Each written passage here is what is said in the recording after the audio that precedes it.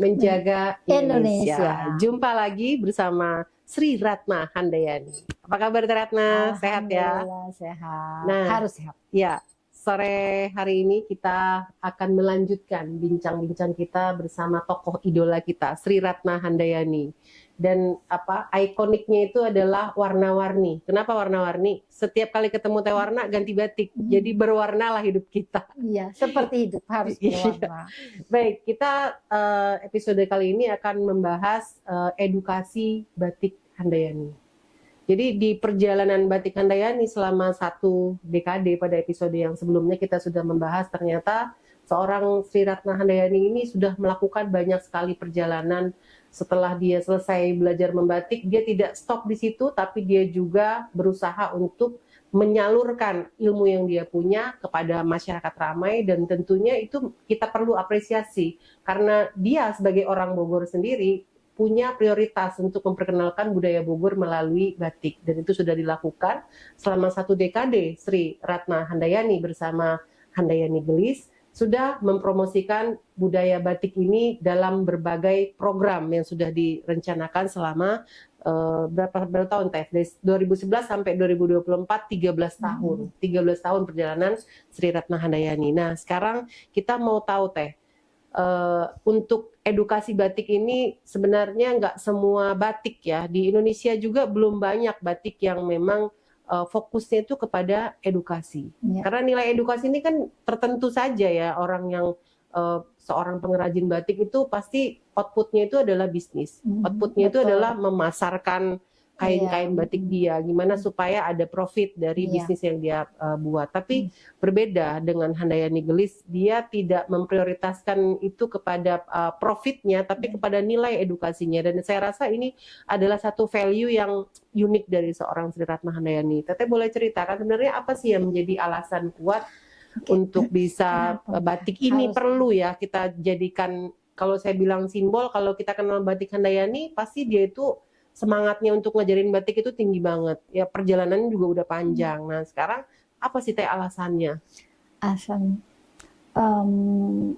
di awal memang Handayani Gelis itu udah saya komit sama diri sendiri. Oke, kita produksi tapi tetap harus edukasi.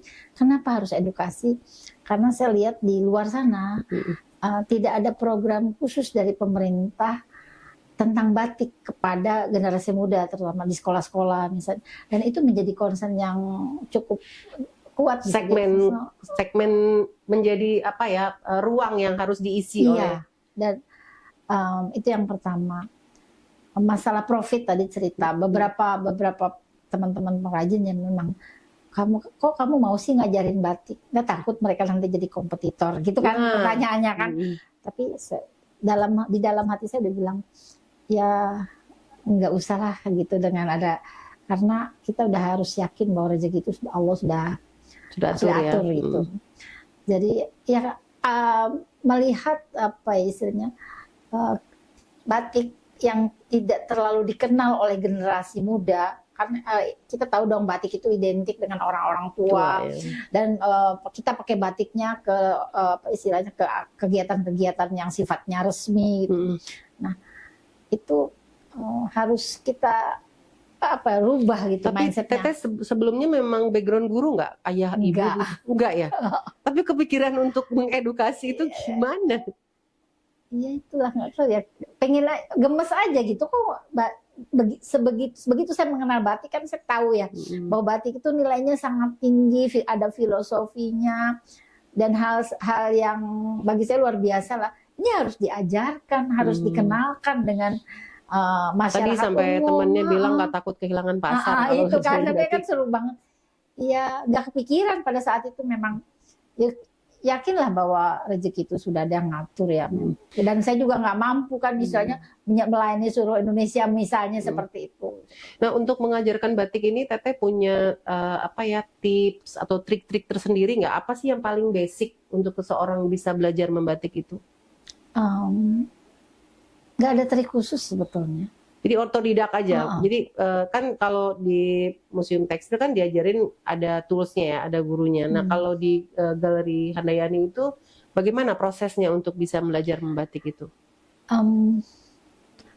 proses. Jadi kita harus menyerap dengan gaya kita sendiri gitu, nggak ada tools yang kaku kan. Jadi misalnya seperti kita menulis, cara memegang pensil atau itu kan masing-masing orang berbeda. Seperti itu juga cara kita memegang canting. Yang penting kita harus siap menerima, artinya untuk membatik itu memang harus rileks, nggak boleh buru-buru. Emang ada hubungannya ya Teh? Kalau nggak rileks batiknya jadi jelek gitu? Iya, betul.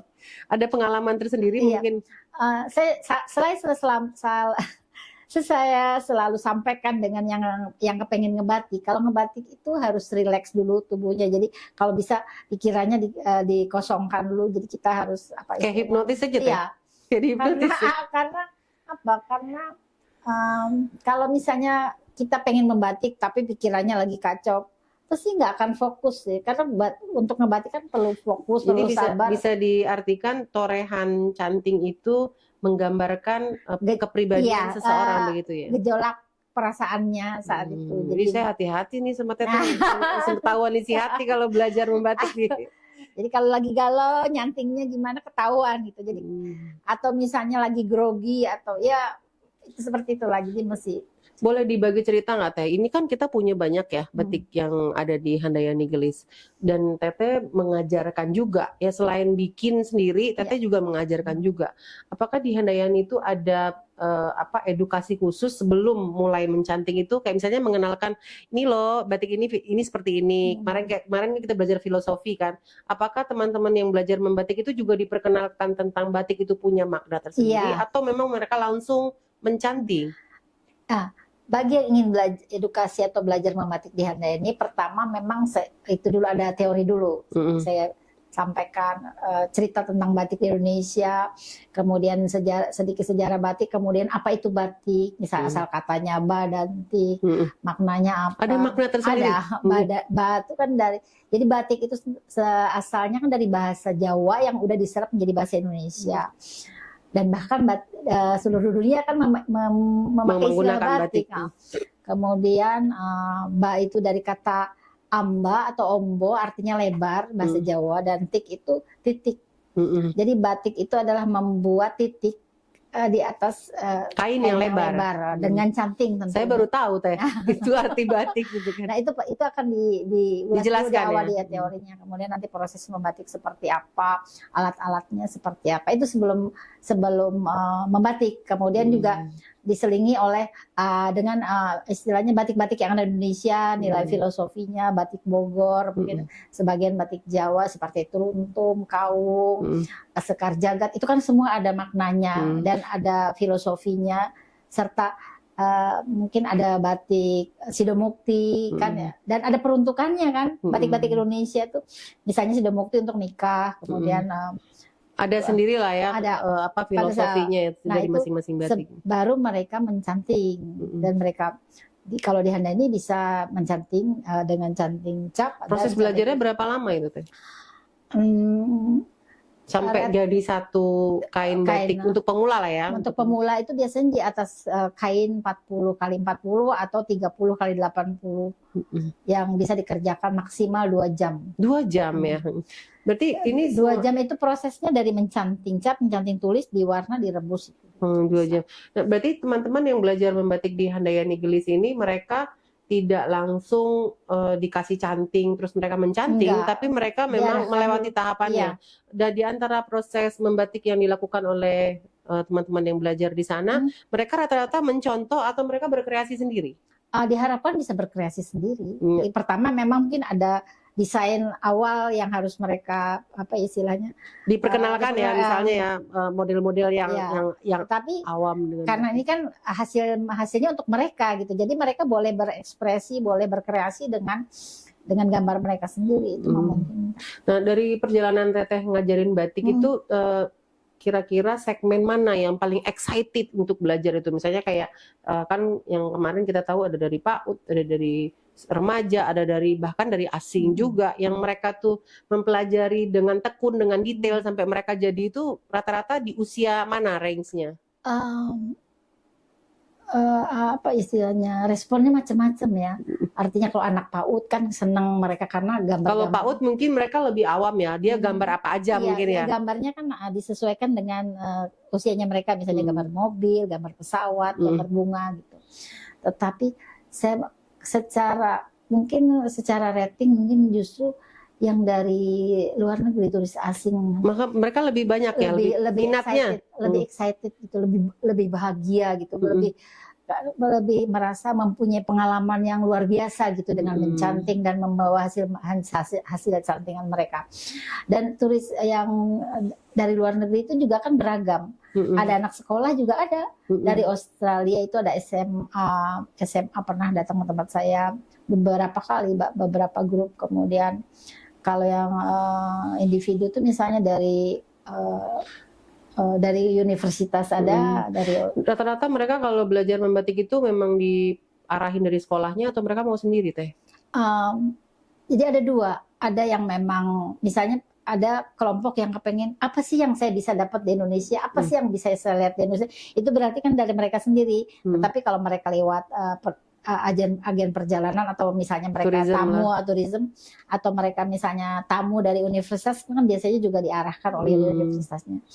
Jadi hal yang ada di Bogor, hal yang ada di Indonesia itu batik, dan batik untuk mengenal batik bisa ke Handayani di sana langsung. Tapi lebih banyaknya itu orang Bogor atau dari luar kalau yang tourism itu tadi teh?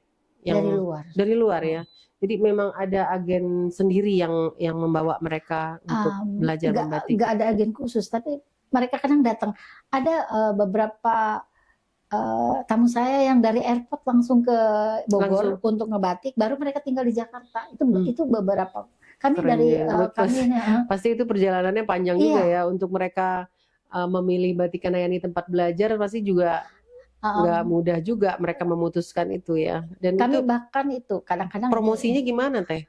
Pengen tahu deh, itu orang yang mempromosikan atau teteh yang sendiri menyebar informasinya atau bagaimana? Pada saat ini memang tidak ada promosi khusus, hanya lewat IG, dan mungkin lebih kuat lagi karena dari mulut ke mulut ya. Nah, jadi saya pernah dapat kunjungan satu bus dari airport pagi-pagi langsung datang ke galeri jam 7 langsung pengen ngebatik gitu. Kemudian mereka akan nginapnya di Jakarta.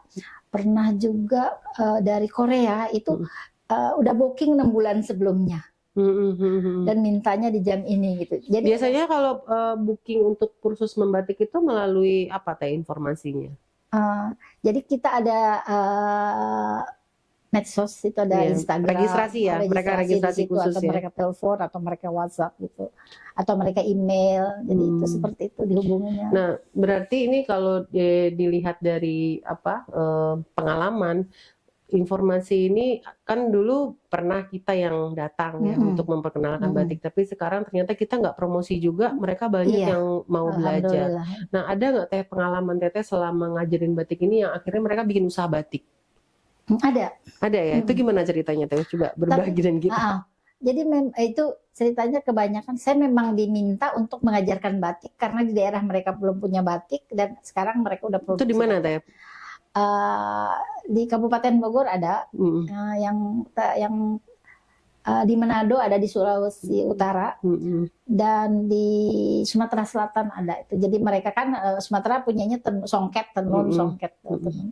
Kemudian setelah belajar mereka malah ngebisnisin ya. Itu setelah berapa lama mereka belajar? Apa sekali datang langsung bisa atau bagaimana? Karena itu kan tujuannya untuk produksi ya. Jadi mungkin saya punya program khusus untuk itu. Saya mungkin 4-5 hari di sana untuk mengajarkan kelompok mereka. Kemudian sambil pendampingan selama 6 bulan, dan ini menarik. Berarti ini sebenarnya banyak provinsi yang sudah didatangin sama teteh yang memang udah di booking khusus untuk ngajarin mereka membatik untuk bisnis begitu ya teh. Itu gimana sih kisahnya tuh teh sampai itu bisa ada program itu? Itu program edukasi yang sangat bermanfaat. Jadi secara nggak langsung kan mereka profit ya. Teteh ngajarin mereka untuk mendapatkan profit dengan cara belajar membatik gitu kan. Itu gimana ceritanya? Dulu sampai ada Pemda, sampai ada hal-hal yang tidak mampu juga saya cerna, ini dari mana informasinya gitu kan. Dapat dari mana, tahu dari mana gitu kan. Itu ada hal-hal juga yang Jadi untuk Sumatera Selatan itu kami terkoneksi selama 7 tahun. Jadi 7 tahun yang lalu mereka datang, kemudian satu kabupaten udah belajar, kemudian nanti datang lagi nih kelompok kedua dari kabupaten yang lain. Seperti itu berarti kan dari mulut ke mulut juga ya. Mulut. Tapi secara hubungan relationship Teteh dengan Pemda Bengkulu itu Sumatera Selatan terhubung terus ya, padahal kan pejabatnya juga udah berganti iya, ya. Kan, itu kan jadi satu pertanyaan juga, kenapa bisa berlanjut begitu kan? Itu yang jadi kayaknya punya daya tarik tersendiri ya Ratna ini ya. Jadi hati-hati, saya deket-deket ini hati-hati juga nih, nanti besok-besok saya bisa membatik sendiri. Iya itu. Nah, kalau boleh tahu Teh, pelajaran membatik yang pernah diberikan itu dari berbagai segmen ini, kota mana tuh yang rasanya paling berkesan buat Teteh? Mungkin mulai dari reaksi orang-orangnya, dari excitednya mereka belajar, atau mereka menghasilkan karya yang ini lebih bagus dari saya. Kan biasanya guru seneng ya, kalau ngeliat muridnya lebih pintar kan guru seneng ya. Nah, ada nggak Teh mungkin pengalaman yang paling berkesan, mungkin entah itu disabilitas atau kelompok-kelompok mana yang rasanya mungkin paling berkesan buat Teteh waktu itu? Aduh, kalau kesan sih masing-masing ada warnanya. Spesial ya. Jadi daerah ini kesannya di sini, daerah yang udah saking banyaknya kenangan itu, memori itu Teh, jadi sweet memory semua. Dan kadang-kadang mereka kan japri secara personal ya, jadi saya jadi tetap terkoneksi gitu, artinya itu. Dan yang setiap tempat atau peserta yang pernah saya latih biasanya selalu kita kontak karena untuk pertanyaan-pertanyaan. Ada interaksi ya. Terus Teteh memantau perkembangan mereka setelah mereka menghasilkan batik. Ini kayak gini ya, gitu. Biasanya mereka TikTok ya. TikTok sendiri cerita terus gitu. Berhubung begitu ya. Dan selain Sumatera Selatan, daerah mana lagi yang terus berlanjut untuk pelajaran batik ini? Sumatera Selatan itu ada 2 kabupaten yang terakhir yang tetap terkoneksi dengan Sulawesi Utara juga. Sulawesi Utara ya. Jadi ini pelajaran ya buat kita semua, ternyata memberikan ilmu itu membuat kita jadi semakin kaya. Ya, seorang Ratna Handayani yang tadinya nggak kepikiran juga dari membatik itu bisa menghasilkan sesuatu, tapi dengan dia mengajarkan orang lain justru memberikan manfaat yang lebih luas. Jadi orang mungkin akan lebih kenal batik, lebih tahu batik, lebih cinta batik, dan memberikan sesuatu yang bermanfaat dari karya batik yang dia punya. Nah, dari yang sudah dijalani pasti ada rencana-rencana selanjutnya ya untuk program edukasi ini yang sudah dibuat oleh Handayani Gelis. Nah, untuk program ke depan nih yang paling terdekat itu program apa untuk yang edukasi ini? Jadi setelah biasanya kan saya setelah di nasional gitu di provinsi, saya juga mulai dihubungi oleh beberapa kantor KBRI di beberapa negara dan minta untuk udah sampai ke sana ya Teh. Saya Pak Bima kayaknya harus tersenyum manis ini, bisa batik kujang, bisa sampai ke negara mana Teh? Hong Kong mungkin ya. Ya. Kalau saya secara langsung bisa ke Hong Kong, ke Vietnam. Itu Teteh bawa batik Bogor atau ngajarin gimana ceritanya? Atau pameran atau bagaimana? Edukasi, jadi memperkenalkan proses batik Indonesia dan sekaligus bagaimana prosesnya gitu.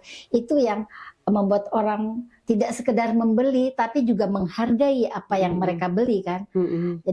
Jadi seperti menghargai mereka beli dan artinya akan timbul juga rasa hormat kepada, rasa bangga kepada budaya Indonesia karena tahu kan, oh batik ini seperti ini pembuatannya.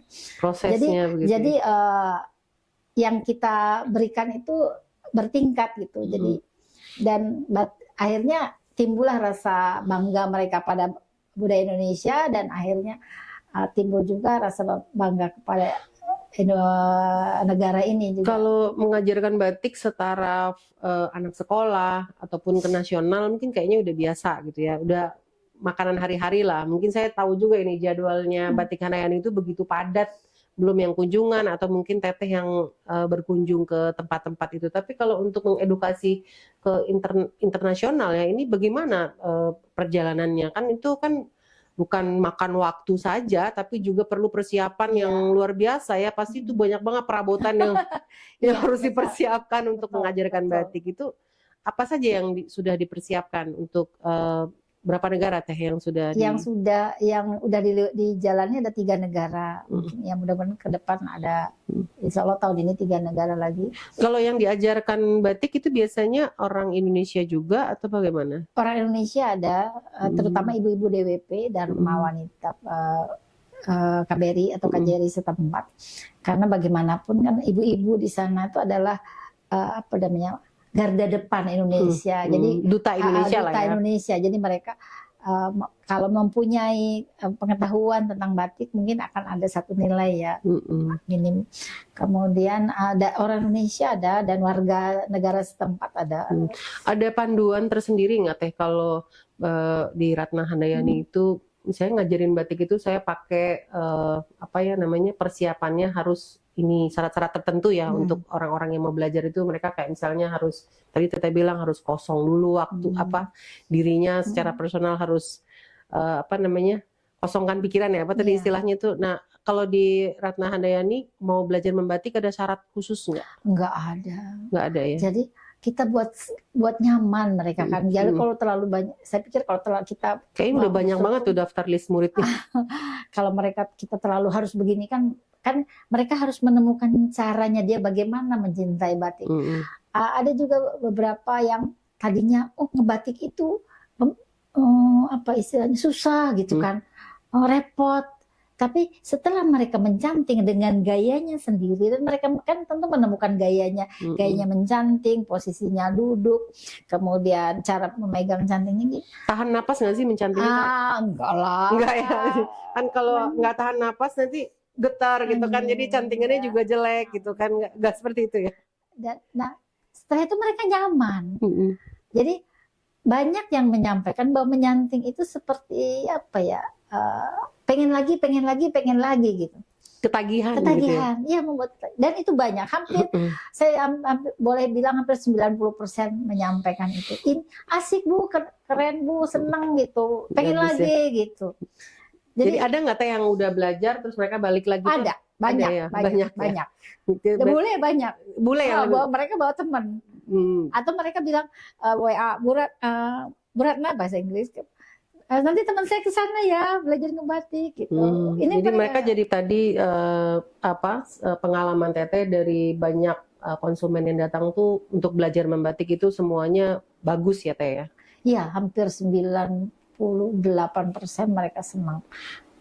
Jadi artinya nggak ada yang kecewa begitu ya Teh ya? Nggak ada sih. Ya pertama gini, kenapa senang? Mereka mungkin agak kecewa karena mereka kan baru pertama ngebatik, pasti nggak sempurna dong cantingannya gitu. Tapi ternyata batik itu tidak ada yang salah gitu. Jadi sebaiknya juga jangan dihapus kalau salah. Jadi kita ngalir gitu ya Teh.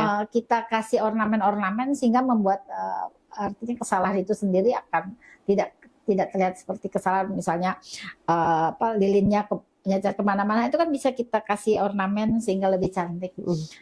Dan itu hasil batik. Setelah hasil batiknya diwarna yang tadi kelihatannya kurang rapi, ternyata bagus. Itu yang membuat mereka senang, membuat mereka pengen balik lagi ya? Pengen balik lagi. Atau dengan karya mereka, oh ternyata aku bisa ya gitu. Iya. Atau juga kenapa ya nggak dari kemarin-kemarin belajar batik gitu, kenapa baru sekarang rata-rata gitu. Batik yang mereka buat itu, nanti aku mau frame, aku mau tempel di dinding kan, artinya mereka di situ ada kebanggaan sendiri gitu. Ya, artinya saya bisa simpulkan dari diskusi kita edukasi batik ini, batik itu adalah budaya Indonesia. Jadi kalau bukan kita yang bangga dengan budaya Indonesia, siapa lagi gitu ya. Dan tadi dari cerita banyak juga ternyata turisme yang datang ke sini tuh untuk belajar membatik, untuk mengenal batik lebih dalam. Nah, kalau kita mulai dari sekarang, mulai dari hari ini kita persiapkan bagaimana caranya kita menjaga batik, yaitu yang tepat. Kita dari mulut ke mulut tahu ya bahwa seorang Ratna Handayani dia tidak akan pernah habis semangat untuk mengedukasi masyarakat agar mencintai batik. Jadi tagline kita balik lagi, merawat batik, menjaga Indonesia. Sampai jumpa.